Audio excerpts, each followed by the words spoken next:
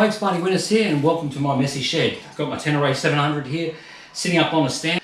Anyone who's bought a Tenere 700 will have read the debates online about the fuel tank capacity on these bikes. They're generally okay. They'll give you 300 to 350 kilometres of distance before you have to start really thinking about the fuel. Generally the fuel low light starts flashing around 300.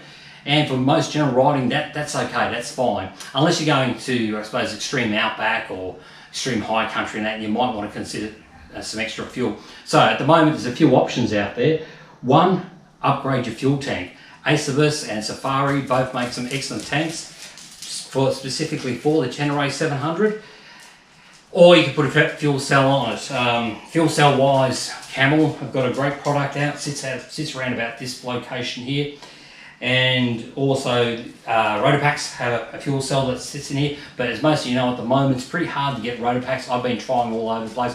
When I actually went over to B&B Off-Road Engineering in Ballarat, spoke to them because I just heard a dog licking my foot down here, so I'm trying not to laugh. I'll introduce them. This is Jess, my little girl here, and this is Rugi. Rugi's a big dopey plastic dog. He's got the biggest ears around. Put Jojo biggest to shame. Okay, so they'll get a bit of loving, then hopefully they'll hold tail out of here. Or they might have something to say, might not agree with what I'm saying. So yeah, so pretty hard to find the Rotopax out there. And people have been asking me, are there any alternatives? Oh yes, there are. Like I was just saying, the bigger tank, fuel cells. I think this is about a 6 litre bladder. I try to shove a bit more in it, which shouldn't do, but it's supposed to only fill them about 80%, but that's okay, we'll get by with that. Big issue with these sort of things is the caps. The caps on them are pretty dodgy. You know, a lot of complaints about this, not just about the Desert Fox, but other brands as well. You know, they use this soft sort of plastic here. It generally works okay, I suppose, until things start to get hot or the bag expands and there's a lot of pressure there, or even when it's cold now.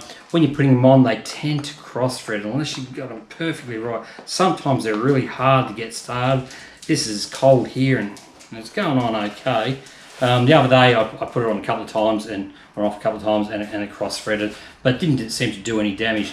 The other issue is because they're a flexi sort of bag, when you fill them right up, so obviously you're going to expand that, trying to get that lid back on can be fairly difficult. So what I do is I sort of one hand there and pull this up a little bit and just sort of bulge it like that, then put it back on. Not too bad. It's not too bad. You know, it works. It's okay.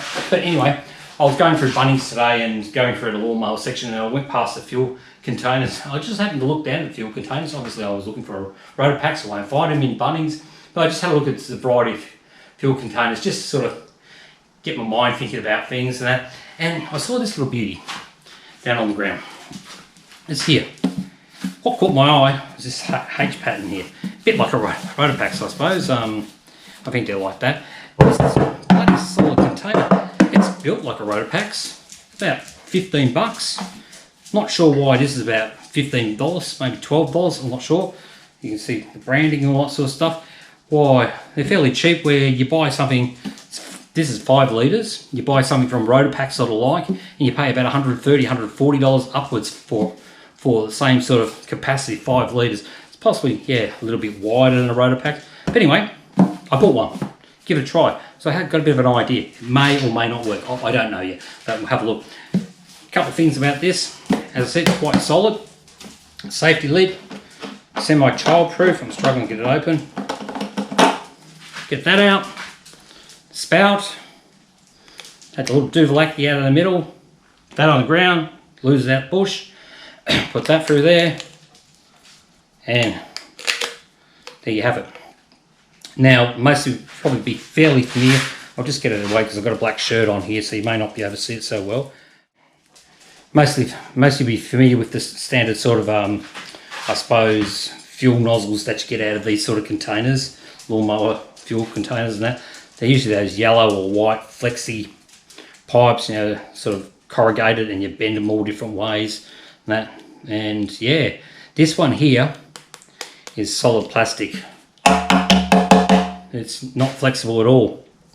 I was playing around with it and I went, oh, okay, how's this all work? Because in the end there, I don't know if you can see that.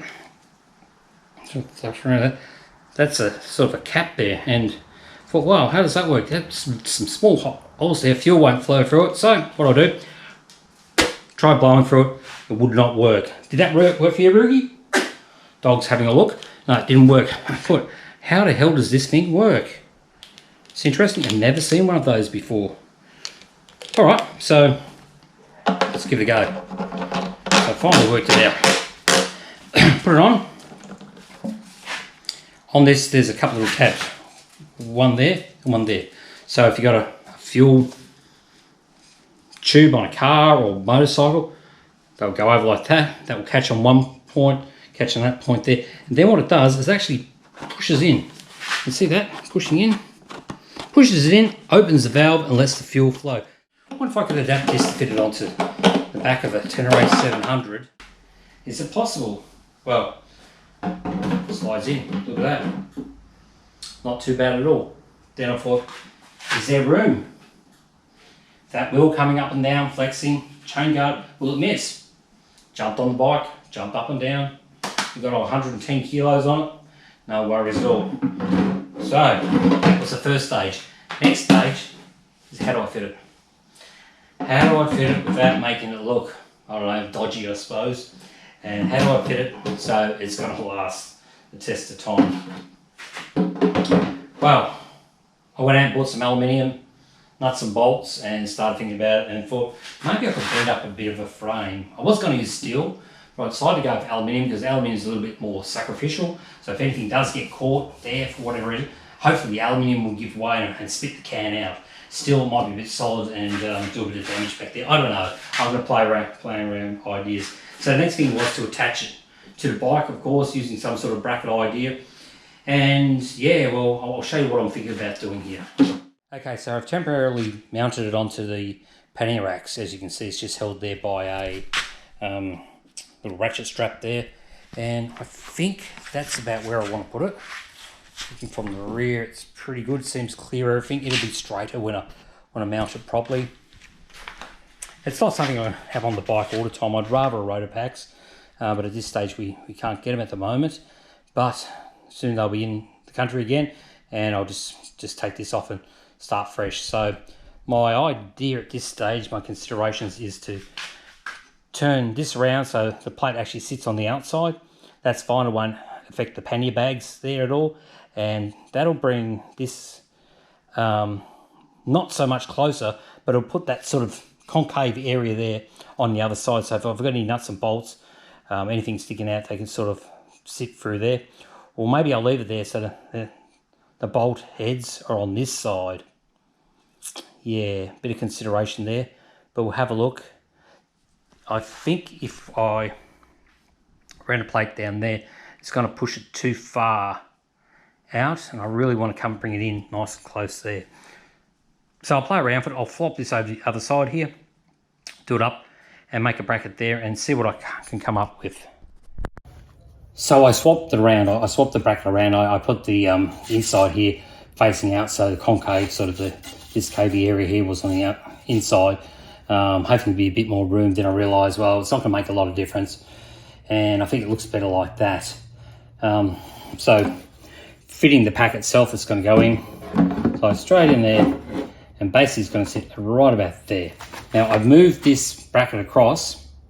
It was there, you can see the dirt marks. I've moved it across to here, so it's come across about 5-6 centimetres. That's going to give it a bit more support there. So now it's a case of making a bracket that's going to go for these holes here, go in under and hold up around there, and maybe a strap around there, stop it from sliding that way. And then I'll have a lock, probably just one of those little ocky straps that come around here, stop it going backwards. I fitted it up just using these little grip ball straps that we've got here. See how it would look. It seemed to look okay. It's going to have panniers over the top, so you won't actually see it. With the panniers over it, I can still access that to fuel it, and I can slide it in and out. So next challenge is working out that bracket, having it in place and strong, and not looking too industrial like, looking like it's sort of part of the bike as best as I possibly can.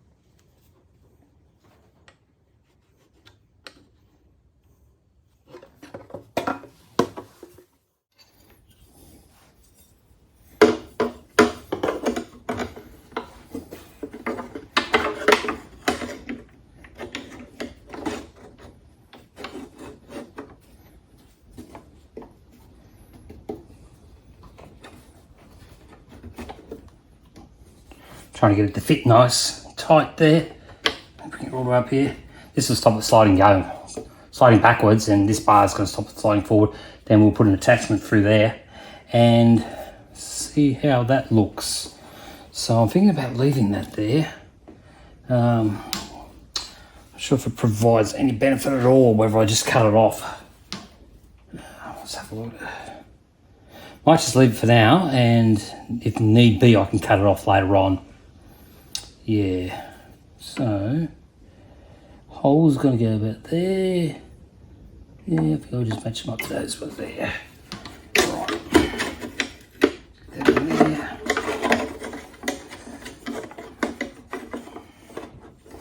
So I'm actually going to use these holes down the bottom here, middle ones, to line it up, and I'm going to use these bolts up here.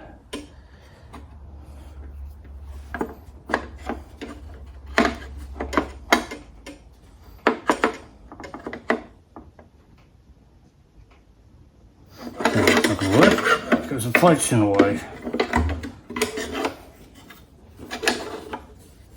Right. Need that to be firm there. So bolt right there, middle right there, one there, one there. That should slip through there. That will stop it going anywhere. Like I said, I'll put a strap across here and we'll see how that sits.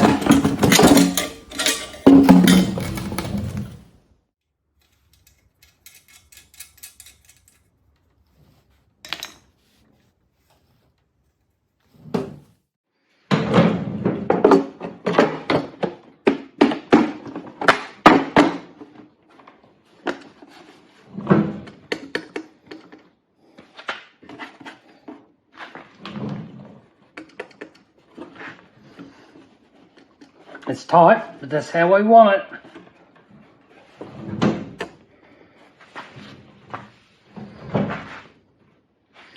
Now I think a strap across there and it will be good to go. It seems fairly strong. Don't worry about the movement there, that'll be fixed up.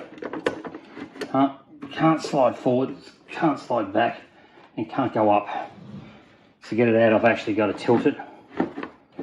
Now remember, this is going to have panniers over it.